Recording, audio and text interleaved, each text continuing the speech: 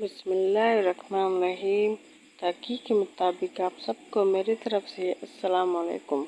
حکیم لقمان کی موٹی عورتوں کو نصیحت: چاول کا استعمال کم کرو، کھانا کھا کر فوراً بستر پر نہ لیٹ جاؤ، روز 1 عدد لیموں کا استعمال کرو، رات کا کھانا کم کھاؤ، رات کو جلدی سویا کرو، صبح کا ناشتہ وقت پر کیا کرو، سلاد کا استعمال زیادہ کرو، دن میں پانی زیادہ سے زیادہ پیو، مچھلی کھایا کرو،